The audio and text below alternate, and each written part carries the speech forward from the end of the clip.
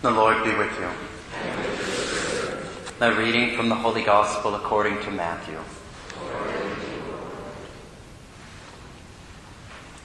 Jesus began to reproach the towns where most of his mighty deeds had been done, since they had not repented. Woe to you, Chorazin! Woe to you, Bethsaida!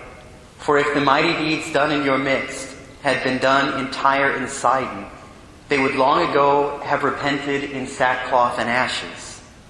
But I tell you, it will be more tolerable for Tyre and Sidon on the day of judgment than for you.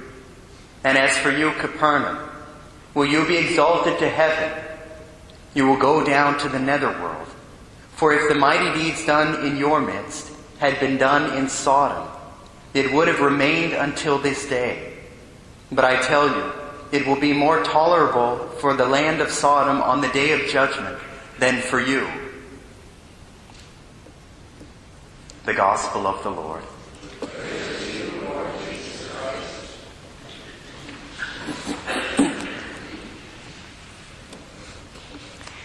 When one begins to read the lives of the saints, and you read these extreme penances that many of them performed, you think, oh my gosh, they're going a little far, aren't they? Right? They must not have really been doing God's will in that. Or if you read in many of their lives how they were very concerned about standing before God one day. For example, you think of the story from the life of St. John Vianney, where at the very end of his life, lying in bed, he tells one of his attendants, one of his altar boys, he says, take this little box out into the field and burn it. It was a little box in which he kept instruments with which he would do penance. A hair shirt, a little strand of cords with which he would flagellate his body, discipline himself. Now the little boy never destroyed it, but when he sent him out, he said, destroy that box, because I want to make sure that after I die, people do not believe that I'm a saint, or else they will not pray for me.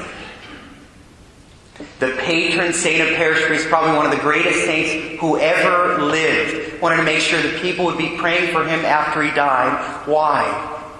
Because he knew that his judgment would be more severe.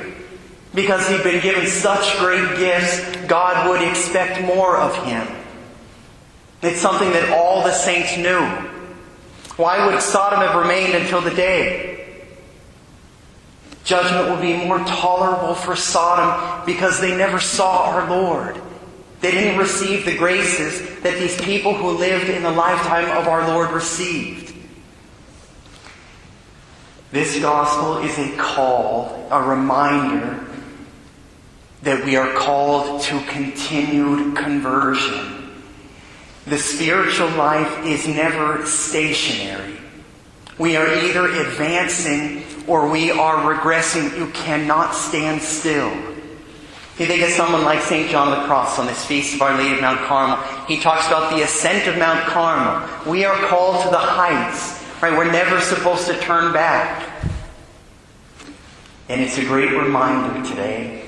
What is one of the primary means, if not the primary means, of forever journeying forward on the life of conversion? It is to give ourselves ever more completely to Our Lady. It's attested to over and over by the witness of the saints. If we continue for the rest of our lives to be more fully hers, we will enter into the transformation that our Lord Jesus Christ desires, because she knows how to form Him in us. Where would we be without Our Lady? When our Lord hung upon the cross, the final gift that He gave to us, and the reason it was the final gift is because it was that which was most precious to Him, and therefore that which was most difficult for Him to sacrifice. He gave us the gift of His mother when He said to John, "Behold your mother." And it's interesting to read those words because He didn't ask John. He didn't recommend to John. He commanded John in love, "Behold your mother. Turn your gaze to her." Why would he have done that as he's leaving this world? It can only be because through entering into a deeper relationship with his mother, John would come to know Jesus more completely. If she is truly the treasure of his heart,